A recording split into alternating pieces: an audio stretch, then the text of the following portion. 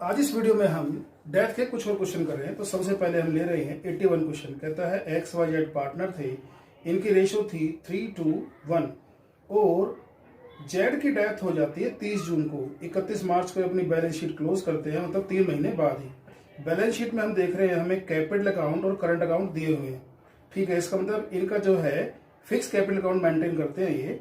आगे देखते हैं, रिजर्व है 60,000 का। नीचे आते हैं, कहता है प्रोविजन बनाना है 5%, मशीनरी डिक्रीज हो गई है, फर्नीचर और स्टॉक एप्रिशिएट हो गए हैं, एडवर्टाइजिंग एक्सपेंस जो है वो कैरी फॉरवर्ड करने हैं, गुडविल की वैल्यू 60,000 है, एक्स और वाई ने फ्यूचर में रेशो इक्वल करने का तय किया है, और इस साल का जो डिसीज पार्टनर का शेयर होगा मतलब जेड का, वो पिछले साल के प्रॉफिट पर जो कि था 8,16,000 उसके बेस पर कैलकुलेट किया जाएगा। और इन्होंने अभी डिसाइड किया है कि अब तक तो हमने फिक्स कैपिटल अपना मेंटेन किया था, लेकिन अब आगे से जेड की डेथ के बाद हम सारे अकाउंट अपने फ्लक्चुएटिंग बेस पर रखेंगे।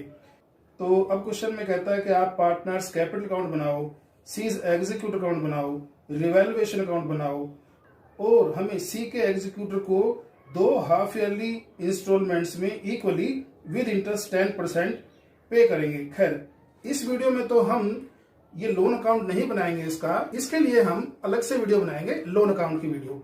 ठीक है, तो अब हम शुरू करते हैं। क्वेश्चन में सबसे पहले हम बीडी लिख लेते हैं कैपिटल अकाउंट के। कहता है 2,40,000, 1,60,000, 80,000, 2,40,000, 1,60,000 और 80,000 की इनकी कैपिटल थी। पार्टनर्स करंट अकाउंट के बैलेंस की बीडी भी लिख लेते हैं जी हम, जो है आपके 16,000, 5,000, 16,000 और 5,000। वाई का यहाँ डेबिट बैलेंस चल रहा है, इसलिए असेट्स में उसका बैलेंस दिया है, इसलिए उसका बैलेंस इधर आ जाएगा। वो है आपका 10,000। ठीक है जी। अब हम पहले गुडविल की कैलकुलेशन कर लेते हैं, लेकिन उसके लिए हमें गेन टू सैक्रिफाइस एंट्री करनी होगी, जिसके लिए हमें गेनिंग रेशो चाहिए, वो भी निकाल लेते हैं। तो अब बात यह है कि हम गुडविल की कैलकुलेशन देखते हैं। तो गुडविल बोलता है कि आपकी पूरी फर्म की है 60,000। ठीक है जी। इस 60,000 गुडविल को वो गेनिंग रेशो में बांटेंगे। तो एक्स वाई जेड जिनकी ओल्ड रेशो होती थी आपकी 3:1, मतलब 6 हिस्से पहले हो रहे थे, और जेड की डेथ होने के बाद अब इनके हिस्से हो गए इक्वल, मतलब कि 2। तो यहां पर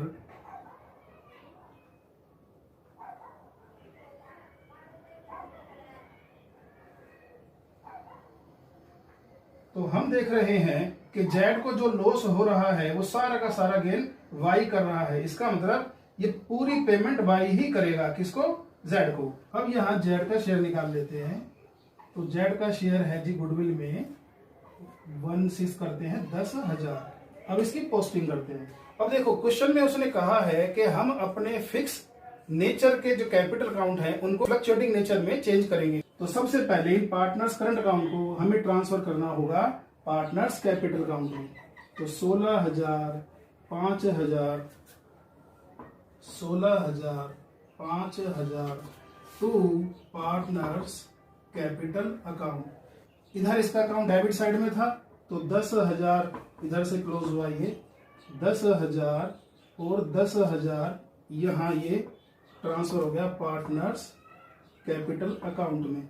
अब इनको क्रॉस करके इधर ले आओ, ये जो है इधर पहुंचेगा। तो टू पार्टनर्स करंट अकाउंट कितना?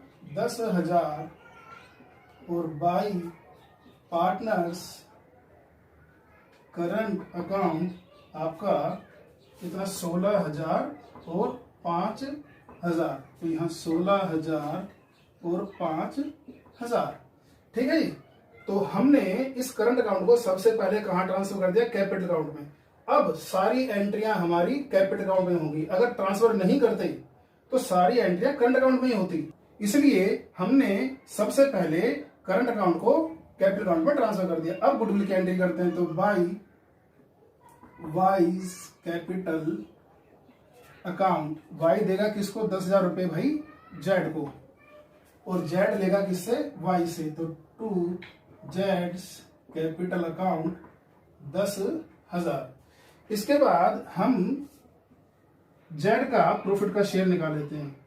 शेयर ऑफ प्रॉफिट कहता है वो कैलकुलेट होगा पिछले साल के प्रॉफिट के बेस पे, जो कि है आपका 8,16,000। तो ठीक है, 8,16,000 में 3 महीने में भी इसका 1/6 जो आया 34,000।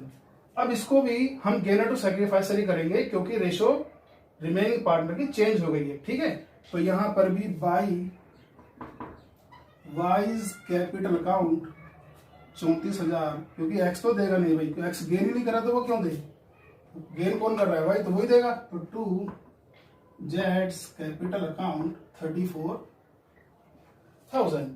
खैर जी, हमने प्रॉफिट की और गुडविल की एंट्री कर दी।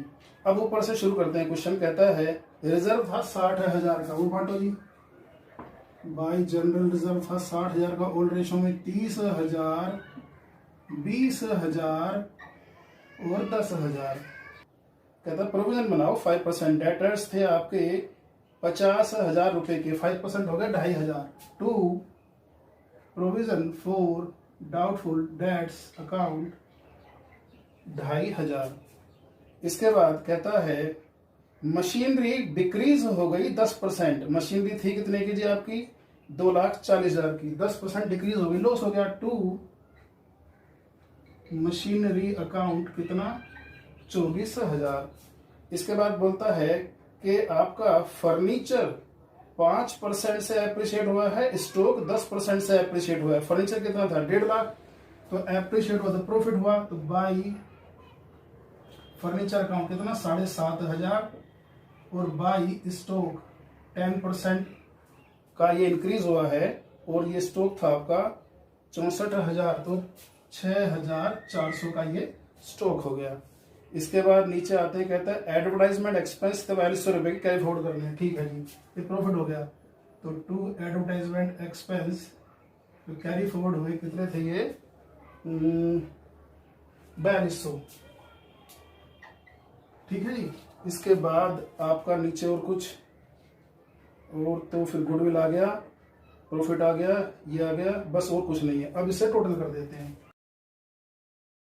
By loss transfer to partners capital, तो 8,400 हमारा लॉस आ गया। इसे हम बांटते हैं एक्स वाई जेड 3:1 के रेशो में, जो आ गया ये आपका 2,800, 1,400। ठीक है, अब इसे पोस्ट कर देते हैं पार्टनर्स कैपिटल में। टू रिवैल्यूएशन अकाउंट 4,200, आपका 2,800 और 1,400, बस और तो क्वेश्चन में कुछ है नहीं। इस अकाउंट को तो फाइनल करते हैं हम। तो यहाँ पर सबसे पहले जेड का ही कर लेते हैं। तो 8, 9, 10, 1,34,000 तो ये आया। इसमें से ये हमने लेस कर दिया तो 122,600 ये इसका बैलेंस निकला, जो हम एग्जीक्यूटर को दे देते हैं। तो जेड्स एग्जीक्यूटर अकाउंट। अब करते हैं बाकी का टोटल। ये आपका आ गया 1,85,000, तो ये आ गया 2,86,000, 185। बैलेंस निकालते हैं। टू बैलेंस सीडी, इसको लेस किया तो ये आया 1,38,200। इसमें से इसे लेस किया तो ये आया 2,81,800। तो ये इसके बैलेंसेस आ गए। अब हम एग्जीक्यूटिव अकाउंट बनाएंगे, उसमें इसको ट्रांसफर कर देंगे। ठीक है, हमारे पास ये जगह नहीं है, वो आप कर लोगे। अब नेक्स्ट क्वेश्चन।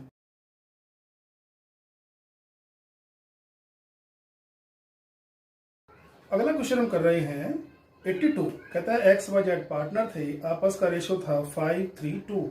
बैलेंस शीट में कहता है इन्वेस्टमेंट फ्लक्चुएशन रिजर्व है 7,000 रुपए का। नीचे चलते हैं, कहता है वर्कमैन कंपनसेशन रिजर्व भी है 7,000 रुपए का और एक्स वाई जेड की कैपिटल दी है 1,35,000, 95,74, 3,04,000 टोटल है। असेट्स में देखते हैं तो गुडविल भी है 12,000 की, जिसे राइट ऑफ करना है। प्रॉफिट एंड लॉस अकाउंट 1,50,000 मतलब पिछला लॉस था, इसे भी राइट ऑफ करना है।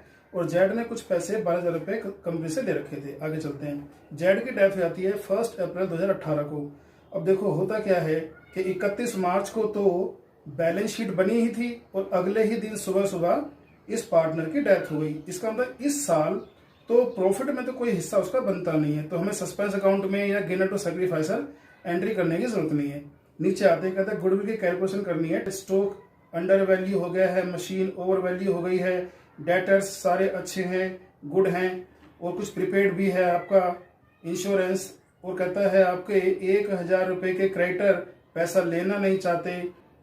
आगे कहता है कि वर्कमैन कंपनसेशन फंड के अगेंस्ट में 1,000 का क्लेम है, तो हम 7,000 का हमारे पास ऑलरेडी रिजर्व था, उसमें से 1,000 हटाकर बाकी 6,000 तो हम बांट देंगे। नीचे कहता है इन्वेस्टमेंट थी आपकी 6,000 की, जिसके लिए हमने एक फ्लक्चुएशन रिजर्व बना रखा था 7,000 तक का। खैर, अब कहता है उस इन्वेस्टमेंट की जो वैल्यू है वो 8,200 हो गई है, मार्केट में इतने में बिक भी गई है वो, और इसको बेच करके हमने उसको पे कर दिया है उसके एग्जीक्यूटर को, किसके, डिसीज पार्टनर के एग्जीक्यूटर को। खैर, हमको तो उल्टा है फायदा हो गया बेचने पर, नुकसान नहीं हुआ। नुकसान होता तो इसे इन्वेस्टमेंट फ्लक्चुएशन रिजर्व में से चार्ज करते ही। खैर, प्रॉफिट है तो एक तो ये इन्वेस्टमेंट फ्लक्चुएशन रिजर्व सारा का सारा बढ़ जाएगा, ऊपर से ये प्रॉफिट हमारा रिवैल्यूएशन में चला जाएगा। आगे कहता है कि 11,200 एग्जीक्यूटर को दे करके और बाकी उसकी इंस्टॉलमेंट बना दी जाएंगी। ठीक है जी, तो हम एग्जीक्यूटर का मतलब बनाएंगे यहाँ पर। अब क्वेश्चन शुरू करते हैं। तो सबसे पहले हम लेते हैं इसका बीडी। तो बाई बैलेंस बीडी आपके हैं 1,35,000, 95,000, 74,000, 1,35,000, 95 और 34,000, इधर बीडी आ गई। इन्वेस्टमेंट फ्लक्चुएशन रिजर्व हम बांट देते हैं। इन्वेस्टमेंट फ्लक्चुएशन रिजर्व 7,000 को हम बांट देते हैं। रेशो था इनका 5:3:2, तो 3,500, 7,100, 2,400 ये बढ़ गया। क्यों बढ़ गया? क्योंकि हमारा को फ्यूचर में कोई इन्वेस्टमेंट की वजह से लॉस नहीं हो रहा है, इसलिए हम इसको यही बांट रहे हैं। इसके बाद आता है वर्कमैन कंपनसेशन रिजर्व। कहता है 7,000 का हमारे पहले था और इसके अगेंस्ट में क्लेम आ गया है आपका 1,000 का। ठीक है भाई, जितना क्लेम आ गया उतना तो हम रख लेते हैं। सबसे पहले क्लेम फॉर वर्कमैन कंपनसेशन कितना, 1,000 रुपए, और बाकी पार्टनर से बांट देते हैं जिसकी जरूरत नहीं। वर्कमैन कंपनसेशन रिजर्व 6,000 है, 3-2 की रेशो में 3,000, 2,000, 1,000 ये हमने बांट दिया। इसके बाद है गुडविल। गुडविल कहता है 12,000 रुपए की थी। ठीक है, इसी राइट ऑफ करो भाई। ओल्ड बुक्स वाली गुडविल को तो हम राइट ऑफ ही करते हैं। किस रेशो में? ओल्ड रेशो में। तो ओल्ड रेशो थी 5:3:2, मतलब कि 6,000, 3,600 और 2,400, ये गुडविल राइट ऑफ हो गई। इसके बाद इसमें हमें प्रॉफिट लॉस अकाउंट दिया है। प्रॉफिट लॉस अकाउंट है 1.5 लाख। ठीक है, 1.5 लाख को भी इस रेशो में बांटो by profit and loss account. तो 75,000 और 45,000 और 30,000। ठीक है, ये इस तरह से बढ़ गया।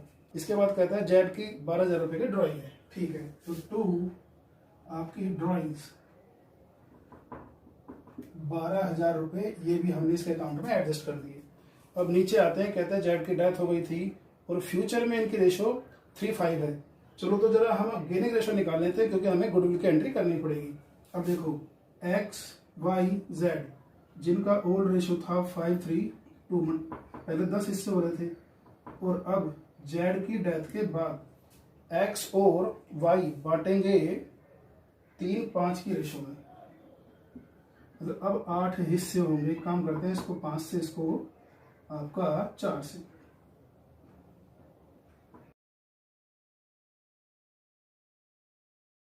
तो हम देख रहे हैं कि जेड की डेथ के बाद यहां पर 13 यूनिट वाई को अकेले फायदा हो रहा है। जेड 8 यूनिट छोड़ के जा ही रहा है, और इसके जाने पर एक्स को भी लॉस हो रहा है 5 यूनिट का।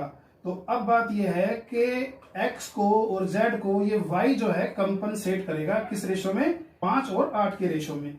अब गुडविल की कैलकुलेशन देख लेते हैं। कहता है गुडविल थी आपकी 2.5 year purchase of last 3 years average profit. अब जरा इसका एवरेज प्रॉफिट निकाल लेते हैं। तो गुडविल है आपकी 1,80,000 और 82,000, 1,80,000, 82,000 और 1.5 लाख का चौथे साल का लॉस। तो 4 साल का एवरेज प्रॉफिट हमें निकालना है, तो 3 साल का तो प्रॉफिट है, लेकिन 1 साल का इसने दिया नहीं है। उसके लिए हमने जो लास्ट ईयर जो हमारा लॉस हुआ था उसको ले लिया 1.5 लाख। अब टोटल हमारा ये आ रहा है 1,12,000। इसको हम 4 से डिवाइड करते हैं तो हमारा क्या आ जाएगा, एवरेज प्रॉफिट जो आएगा 28,000, जिसको हम 2.5 ईयर करेंगे तो गुडविल हमारी आ जाएगी, वैल्यू ऑफ गुडविल आपकी होगी 70,000। तो 70,000 पूरी कंपनी की गुडविल आ गई। अब इसको हम गेनर टू सैक्रिफाइसर करेंगे। अब ये देखो, अगर 70,000 पूरी कंपनी की गुडविल है और पूरी कंपनी के शेयर कितने हैं, 40, तो एक यूनिट हमारा आया 1750। अब 1750 इंटू 8, 1750 इंटू 5, इस तरह से हम 13 यूनिट वाई से लेंगे। अब यहां एंट्री करते हैं तो by wise capital account 1750 into 5, 8750। इसके बाद 1750 इंटू 8, 14,000। ये हमने से बांट दिए। अब इनको इधर जेड और एक्स ले लेंगे तो एक्स कैपिटल और जेड कैपिटल अकाउंट किससे ले रहे हैं भाई, ये वाई से। तो एक्स ने लिए 8,750 और वाई ने लिए 14,000। ये हमने गुडविल की एंट्री कर दी। नीचे आते हैं, यहां से हमारा रिवैल्यूएशन शुरू हो जाता है और रिवैल्यूएशन के लिए बोलता है कि स्टॉक की वैल्यू आपकी 14,000 रुपए कम की है, तो ये हमें प्रॉफिट हो गया। ठीक है जी, तो बाई स्टॉक 14,000 और स्टॉक पहले था आपका 20,000, तो स्टॉक की आज नई वैल्यू हो गई 34,000। इसके बाद बोलता है कि मशीन की आपकी वैल्यू ओवर वैल्यू हो गई। ये हमारा नुकसान हो गया, हमारी वैल्यू तो कम है मशीन के लिए, हम ज्यादा समझे बैठे हैं। मशीनरी अकाउंट 13,600 और मशीनरी की अब वैल्यू हो गई हमारी 48,800। इसके बाद नीचे आते हैं, कहता है डेटर्स तो सारे गुड है। ठीक है जी, पहले आपके प्रोविजन 4,000 आपने बना रखा है तो आपको इस प्रोविजन की जरूरत ही नहीं है क्योंकि डेटर तो सारे गुड है। तो ठीक है जी, डेटर्स जो है हमारे वो आ जाएंगे पूरे के पूरे 24,000 और ये हमें प्रॉफिट हो गया by provision for doubtful debts account 4,000। कहता है कोई डेटर था जिसने हमें 400 रुपए देने थे लेकिन वो मना कर चुका था। आज अचानक वो आकर के कहता है कि 200 रुपए ले लो 50%, तो हमें प्रॉफिट हो गया। तो बाई बैंक अकाउंट, ये हमारी बैड डेट्स रिकवर हो गया, बैड डेट्स रिकवर कितना, 200 रुपए, तो हमको 200 का प्रॉफिट हो गया। इसका इस डेटर से कोई लेना देना नहीं है। ठीक है, और उल्टा हमारा कैश बढ़ जाएगा। जब हम कैश अकाउंट यहां बनाएंगे तो टू रिवैल्यूएशन अकाउंट 200 रुपए यहां लिख देंगे बैड डेट्स रिकवर्ड पे। इसके बाद बोलता है कि आपका 2,200 रुपए का इंश्योरेंस प्रीमियम का कैरी फॉरवर्ड था, मतलब प्रीपेड थे। ठीक है, प्रीपेड इंश्योरेंस अकाउंट कितने, 2,200 रुपए, और ये हमारे यहां पर एसेट्स में आ जाएंगे। प्रीपेड इंश्योरेंस 2,200 रुपए। इसके बाद बोलता है कि 1,000 रुपए के क्रेडिटर ऐसे हैं जो हमसे पैसा लेना ही नहीं चाहते। ठीक है जी, ये हमको प्रॉफिट हो गया बाई क्रेडिटर्स 1,000 रुपए, और हमारे क्रेडिटर थे पहले 18 के, अब क्रेडिटर रह गए 17 के, कम हो गए जी, 17 के क्रेडिटर आ गए। नीचे आते हैं, कहता है 1,000 का क्लेम रख के बाकी को कंपनसेशन रिजर्व को बांट दो, तो हमने क्लेम रख के बाकी बांट दिया था। आगे नीचे आते हैं, कहता है इन्वेस्टमेंट आपकी 8,200 में बेच दी गई है। ठीक है, इन्वेस्टमेंट थी आपकी 6,000 की, तो 2,200 का प्रॉफिट हो गया बाई इन्वेस्टमेंट 2,200 का प्रॉफिट। इन्वेस्टमेंट बिक गई, यहां से तो कोई लेना देना नहीं। हाँ, हमारे पास कैश आ गया इन्वेस्टमेंट बेचने से, तो टू इन्वेस्टमेंट 8,200 बेची है तो 8,200 का कैश आ गया। आगे चलते हैं, अब हम देखते हैं, कहता है कि 11,000 उसको 200 बाद में पे करके और लोन में ट्रांसफर कर देंगे बचा हुआ, और तो कुछ है नहीं। अब देखते हैं बैलेंस शीट में जो बची हुई चीजें हैं वो एज इट इज लिख देंगे। क्रेडिटर हम कर चुके हैं, इन्वेस्टमेंट फ्लक्चुएशन रिजर्व हम बांट चुके हैं, वर्कमैन कंपनसेशन रिजर्व भी कर चुके हैं, कैपिटल नहीं लिखेंगे ही, एसेट्स में हम देख रहे हैं गुडविल राइट ऑफ कर चुके हैं। पेटेंट्स की वैल्यू हमको ये लिखनी है एज इट इज। पेटेंट्स थे आपके 52 पे, ठीक है जी। पेटेंट्स 52,000। इसके बाद मशीनरी हम कर चुके हैं, इन्वेस्टमेंट भी हो गई है हमारी, बिक गई थी वो तो। स्टॉक हम कर चुके हैं, आपका डेटर हो गया है। लोन टू जेड, ये चीज रह गई है। लोन कंपनी ने कभी जेड को दिया था, आज उसको पैसे एडजस्ट किए जाएंगे, ठीक है। तो लोन टू जेड अकाउंट 1,000 रुपए हमने इसके ये भी एडजस्ट कर दिए। और कैश हम बैलेंस बीडी कैश में लिख देंगे यहाँ पर। टू बैलेंस बीडी कितने हैं आपके ये 600 रुपए, ठीक है। 600 रुपए कैश पहले था हमारे पास। असेट साइड में कुछ है नहीं, नीचे भी सारी एडजस्टमेंट हो गई है। और रिवैल्यूएशन को पहले फाइनल कर लेते हैं।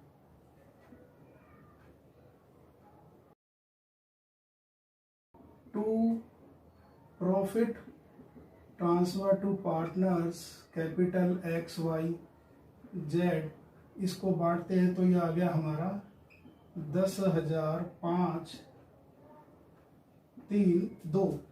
इस प्रॉफिट को हम पार्टनर्स कैपिटल अकाउंट में इधर ले आते हैं। Revaluation account 5,000, 3,000, 2,000। बस अब इस अकाउंट को फाइनल कर लेते हैं। पहले जेड का कर लेते हैं। ये आ गया हमारा टू जेड्स एग्जीक्यूटर अकाउंट, ये है आपका 47,200। अब इनका कर लेते हैं फाइनल।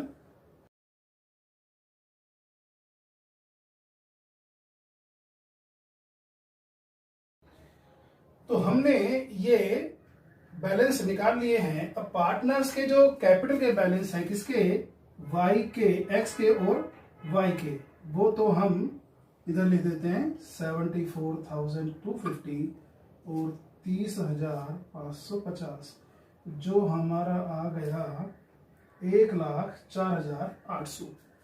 इसके बाद 11,200, तो 47,200 में से 11,200 की हमने पेमेंट कर दी। 36,000 जो उसके बच गए वो एग्जीक्यूटर के लोन के रूप में चलते रहेंगे। तो हमारा लोन अकाउंट 36,000 आपका ये फिलहाल बैलेंस शीट में आ जाएगा। और अगले साल उस पर कुछ पेमेंट हो जाएगी इंटरेस्ट के साथ, उससे अगले साल कुछ पेमेंट हो जाएगी इंटरेस्ट के साथ। वो अगले सालों में जितना आपका बचेगा कैपिटल वैल्यू वो बैलेंस शीट में आता रहेगा। खैर, आज हमने टोटल जो उसका ड्यू था उसमें से 11,200 की पेमेंट कर दी है, बाकी हमने लोन अकाउंट में दिखा दिया है एज ए लायबिलिटी, ठीक है जी। अब हम देख रहे हैं कि हमारे पास 600 शुरू में थे, रिवैल्यूएशन से भी हमको 200 कुछ कैश आया था और इन्वेस्टमेंट बेचने से भी आया, लेकिन देने हैं हमको 11,200। कम पड़ रहे हैं भाई, कितने कम पड़ रहे हैं, वो बैंक से उधार ले लो।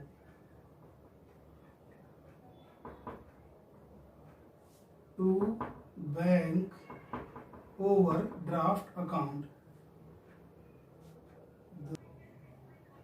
2,200 रुपए हमारे कम पड़े थे, ये हमने बैंक से उधार ले लिए और ये हमारी लायबिलिटी है। तो इसको हम बैंक ओवरड्राफ्ट करके 2,200 को लायबिलिटी में शो कर देंगे। बस अब तो कुछ बचा नहीं है, क्वेश्चन हो गया पूरी तरह से। अब इसको टोटल कर देते हैं।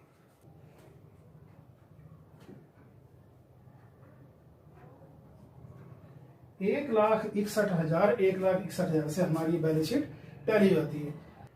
तो इस वीडियो में हमने 2 क्वेश्चन किए। अगली वीडियो में हम किसी डिसीज पार्टनर के एग्जीक्यूटर का लोन अकाउंट कैसे फाइनल करते हैं उस पर डिस्कशन करेंगे। Thank you.